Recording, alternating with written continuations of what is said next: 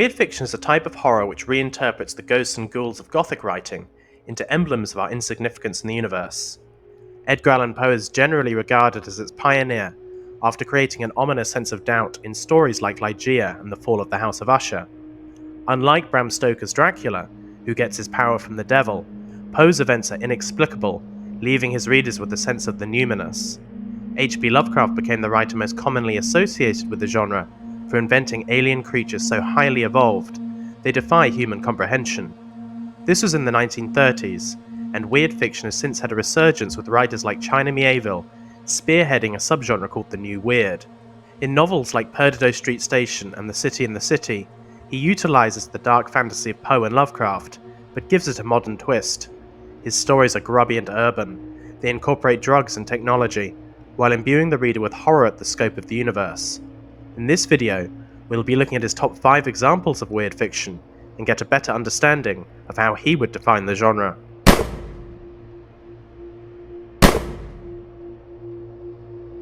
Though generally regarded as science fiction, The Three Stigmata of Palmer Eldritch by Philip K. Dick is definitely weird.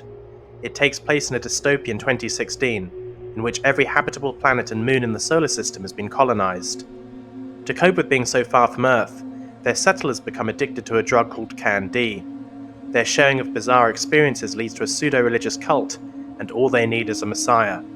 This comes in the form of Palmer Eldritch, an intergalactic drug dealer who's discovered an even more powerful hallucinogen. A bleak yet mind-bending depiction of the future, Mieville describes it as having left him hollow and beaten. That's it, he says. It's finished. Literature has been finished. The Island of Dr. Moreau by H.G. Wells is another book not commonly associated with weird fiction, but it's easy to see why Mieville considers it part of the genre. The story takes place in the domain of a once eminent physiologist, who now conducts gruesome experiments. These involve painful vivisections to give animals more human traits. Among his test subjects are Maling, a hybrid of bear, dog, and ox. There's also a leopard man, hyena swine, and a half-finished puma woman, who escapes because the surgery is so painful. The story holds an interesting place in the history of weird fiction, for depicting a more advanced species, interfering in the evolution of a lower one. This calls to mind the elder gods of the Cthulhu mythos, being aliens who influence the lives of everything in the cosmos. Mieville refers to the novel as short, cold, economic, and totally unrelenting, Wells' outstanding achievement by far. At number 3, we have another book from the 1800s. Through the Looking Glass and What Alice Found There by Lewis Carroll is even stranger than its predecessor. It features another trip to Wonderland, this time through a mirror. In a reflected version of her own house, Alice discovers the Jabberwocky poem, which can only be read backwards. It tells of a nonsensical monster, as bizarre as any of Lovecraft's creations, which whiffles and burbles, being slain by the Vorpal blade. Alice is then reunited with the Red Queen, who promises to crown her if she makes it to the 8th row of the countryside, much like a pawn in chess. Much like other writers of the weird, Carroll balances logic with the uncanny, creating worlds which feel grounded, despite their bizarre events. My personal favourite on this list is Gormenghast by Mervyn Peake. Mieville credits it with being rich and austere at the same time, having a sense of vastness, but also of unbearable claustrophobia.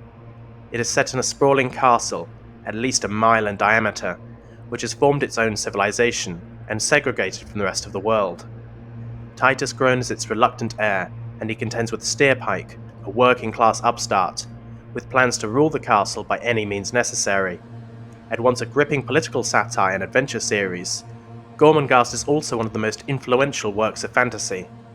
Instead of filling his world with invented creatures, Peake creates a whole new system of etiquette. It is by an intimate knowledge of customs and rules that Steerpike seizes power, making him one of the strangest and compelling villains. And at number 1, Mieville's choice for the greatest weird fiction novel of all time is The Course of the Heart by M. John Harrison.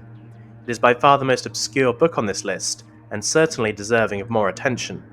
The story follows a group of Cambridge students who take part in a strange ritual, and despite losing all memory of the event, their lives are dampened by a lingering sense of dread. One of them is an epileptic, haunted by sensual visions. Her husband believes a dwarfish creature to be stalking him. A self-styled sorcerer becomes obsessed with a terrifying transcendental reality. It is up to the least affected of the group, who's merely followed by a smell of roses to help his friends escape their strange fixations. Mieville has referred to the book as an unforgiving story of Gnosticism and loneliness, which worries, and worries at him, like a dog.